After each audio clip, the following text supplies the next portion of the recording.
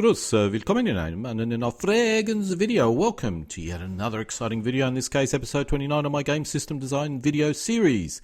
This video is an attempt to analyse movement rules and determine some basic guidelines in their creation for use in micro armor figure gaming rules.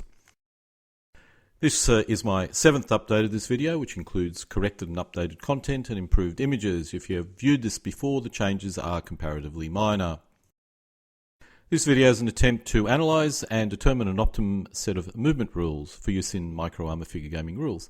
It'll be for general use to those considering designing their own rules, but others may find it useful in understanding why different rules use different types of movement rules, or for new players, which may be interested in terms of what movement rules are supposed to represent. The primary area of complexity in any movement rules is how to deal with terrain and how to deal with special movement activities such as limbering, unlimbering, mounting and dismounting.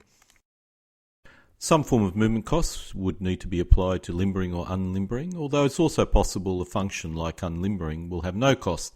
The cost can be a percentage of the movement allowance or a fixed value. The former is recommended to cover movement allowance differences. For example, if the cost to limber is half an element's movement allowance, then some movement could occur after the limbering.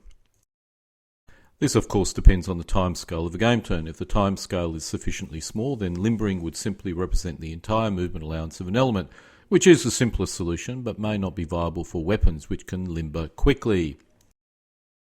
Some guns are easier to unlimber and limber than others, so an anti-tank gun would unlimber and limber quickly, while an anti-aircraft gun would take much longer. This level of complexity is dependent on what the game designer desires, but I would tend to prefer to keep it as simple as possible. We have a similar situation with mounting and dismounting. Some costs would be applied to mounting or dismounting, although it's also possible a function like dismounting will have no cost. The cost can be a percentage of the movement allowance or a fixed value. The former is recommended to cover movement allowance differences between different element types. For example, if the cost to mount is half an element's movement allowance, then some movement could occur after the mounting. This does depend on the timescale of a game turn. If the timescale is sufficiently small, then mounting would simply represent the entire movement allowance of an element, which is the simplest solution, but is probably not viable in this case. Troops could probably get into a truck in a very short period of time if sufficiently motivated. Some vehicles are also optimized for combat, such as small vehicles and combat transports. These allow troops to fight from, in and around the vehicle, and would allow easier mounting and dismounting. Larger trucks and lorries are not optimized, and dismounting and mounting would be more difficult. Finally, closed-top vehicles, such as modern ICVs, may have special dismount and mounting rules. Again, best to keep it simple if possible. Depending on your rules and the level of detail the rules are trying to simulate, elements could adopt different modes or formations. When dispersed or taking cover, the element could be spread around the area the base occupies, with a focus on seeking cover where possible. Combat or normal mode would be more concentrated and allow for more effective concentration of fire and greater mobility, normally adopted in attack. Travel mode, which would represent a column and is structured for maximum speed along roads. All these formations would have a cost to enter or leave, and while in that mode, their movement would be affected. Once again, the option could be a fixed cost or a percentage of the element's movement allowance. The percentage system allows for greater flexibility and is the preferred choice in most cases, although it does require a bit of maths. Let's now look at terrain. Many rules provide long lists of terrain types and their effect, and I feel this would be a mistake. The simplest solution is to class terrain based on its effect only. Thus, terrain could be classified as standard, good going, difficult going, and prohibited. Standard is the default terrain, which all movement allowances are designed for, at least the standard ones in the rules manuals. Good going, which represent roads or level flat terrain such as plains, steppes or desert. Difficult going would represent terrain which could be crossed but with some effort. Prohibited terrain, as its name implies, is prohibited. Each type would have an effect on movement. You can define or name the terrain later as a nice to know, but it would not be a specific rule and not really necessary from a design or a game point of view.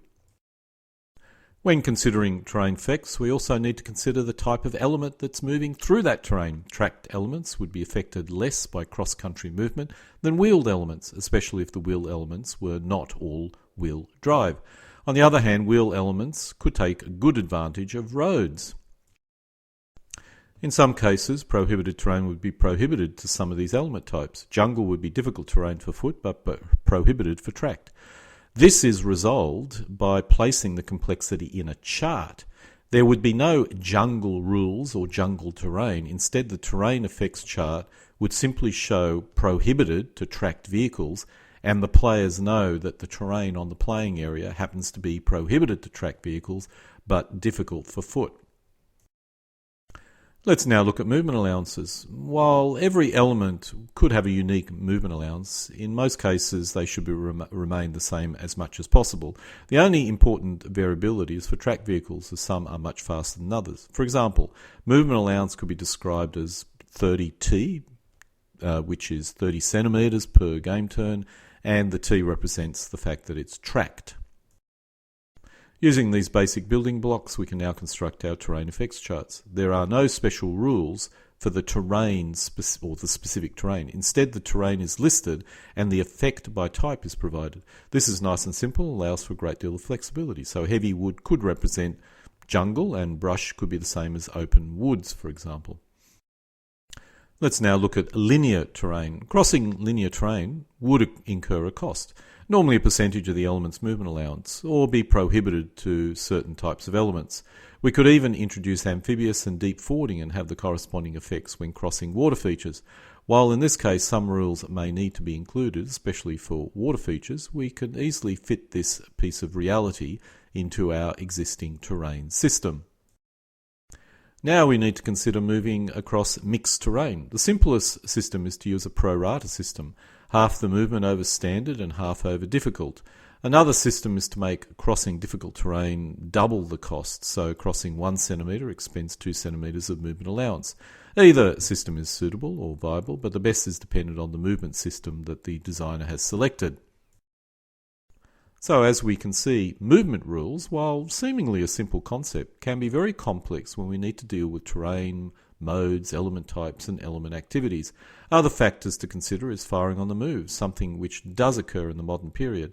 While it's best to attempt to cover all the nuances of movement, always remember, keep it simple if at all possible. And so this comes to the end of my episode 29 of my video on micro armor game system design, in this case looking at movement rules. Alle guten Dinge kommen zu einem Ende.